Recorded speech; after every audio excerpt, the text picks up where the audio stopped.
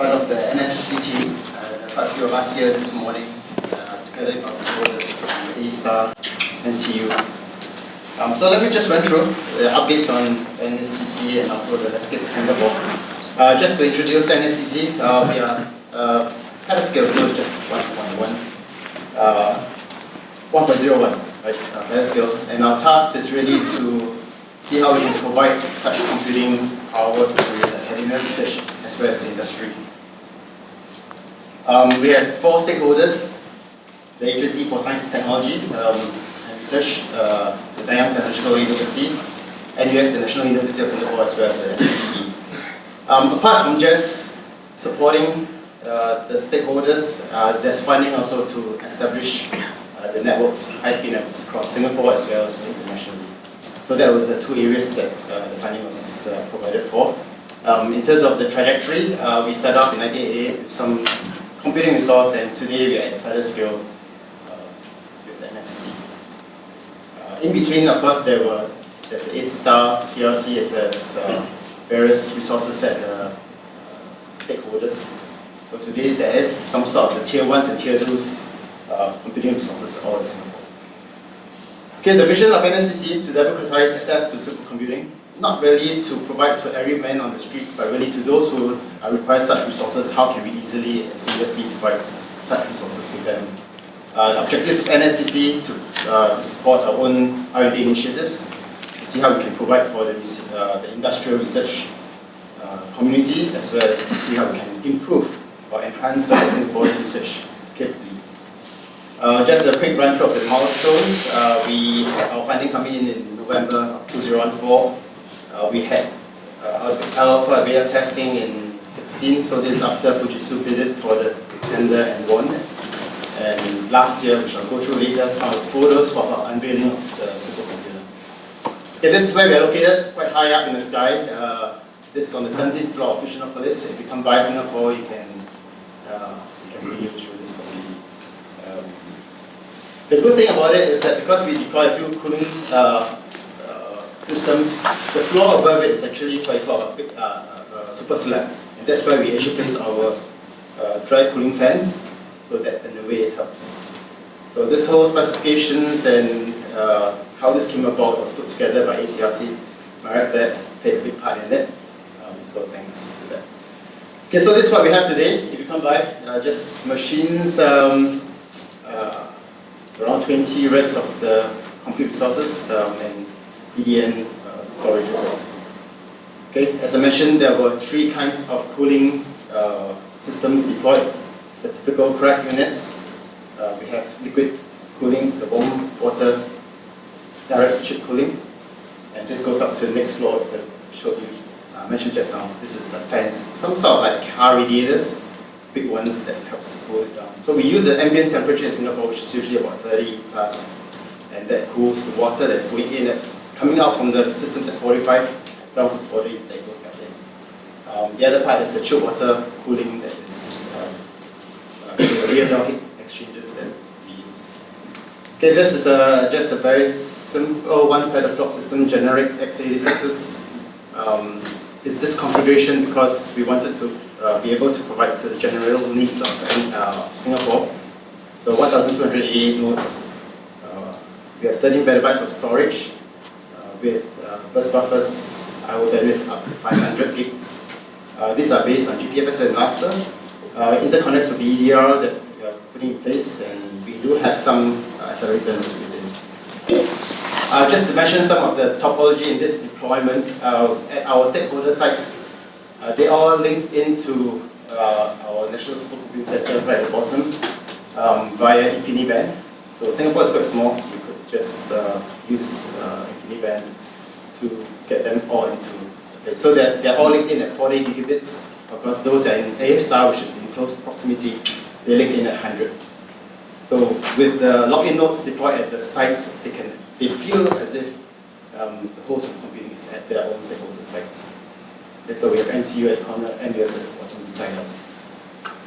We do have quite a competence steering committee. We have our stakeholders represented in there. Together with them, we have our industry representatives, and and then our international experts, so Prof. Mazuka is also in our team. One of the areas that we're looking at is really, this is the funding that's provided by our National Research Foundation, probably equivalent to NSF, and they have four main verticals that they're looking at. So this is a 19 billion provided to all kinds of research, but what we wanted to, what the steering committee was sharing is that are there areas in which HPC can make an impact? Right, so within these four verticals, whereby we have the advanced manufacturing, health, and biomedical, the service and digital economy, as well as the urban sustainability. What are areas in which HPC will make the difference? So that is our task to go in and identify. Just to share some of the projects that are running on it, we have the Asia Genome 100K. This is led by SLC and NTU. There's another parallel one called SG10K, and that's led by the Genome Institute of Singapore by A-Star. This is an industry user, Keppel Offshore Marine, and they are really focused on the building of rigs, etc. One of the biggest ones in the world. So we're providing the resources for them. There's a project in which the government has funded the building of a deep water ocean basin, and part of the whole process would be to see how they can do simulations in silico first, then go to even the experimental ocean basin. We are also trying to see how the data, the 6,000 over sensors that are available in the National Supercomputing facility can be used to simulate and understand the heat loads, the job scheduling, whether we are scheduling across the nodes properly. And so this is one of the efforts we are doing with Nanyang Technological University, as well as the Infocom Media Development Authority. Okay, we continue to establish different international collaborations. We have one with RST, we just did one with the JAXA, others coming along. We do conduct regular trainings and workshops, participate in IICSC, and engage the industry. So let me just run through some updates since the last IIC in which we gave similar updates.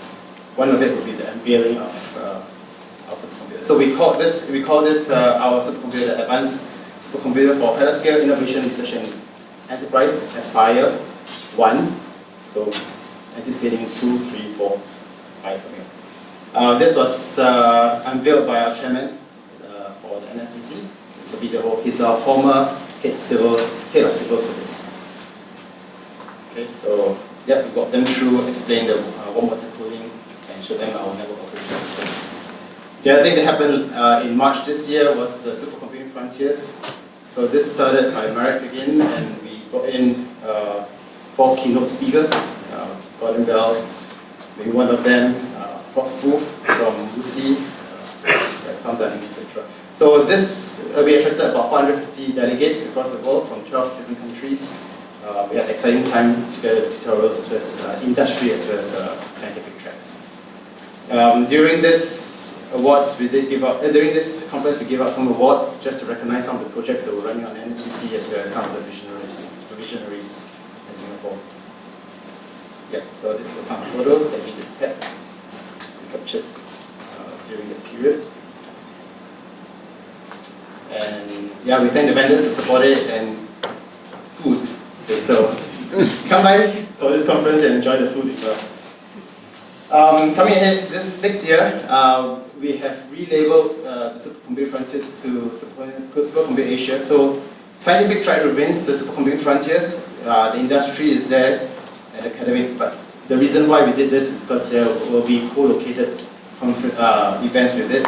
So one of them would be the conference for next generation arithmetic that you can talk to Celine, who is together with Jon Lau. They're heading this. Yves will be looking at the Asia Research Platform, looking at the connectivity and the research platform across Asia. Okay, so not to go too much into that, these are the links that NSCC has funded via, as I mentioned just now, the STAR N, that portion of the funding.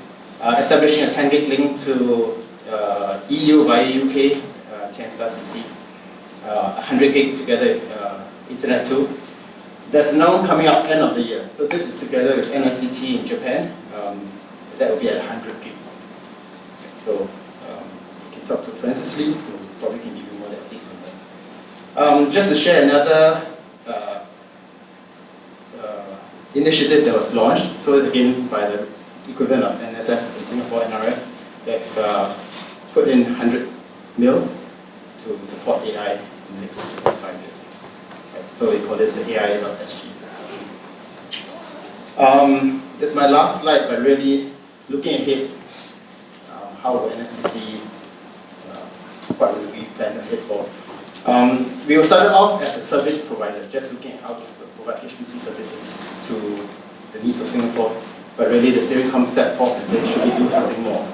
Right, in terms of being more strategic, being catalyst for HPC activities in Singapore. So one of the things that we're looking ahead would be manpower capabilities. How can we put in place an education plan, working with the universities and also with training providers to increase our manpower capabilities. New capabilities in industry. The other thing is also, as I mentioned, what are the areas in those 4 verticals that we could focus on the strategic projects in those areas. I mentioned too about the connectivity, but how can we not just connect in terms of providing the physical networks, but really connect the people and the vendors, right? And that would be, and the last one would be how can we do more international collaborations. The next phase of NSCC, so the funding for NSCC actually runs out somewhere next year. So planning ahead, how shall we move forward in terms of more compute resources? All these things that we say here, we definitely need more money for this. So these are areas that we're supposed to put up for more funding from the government. Okay, so that's an update. Thanks.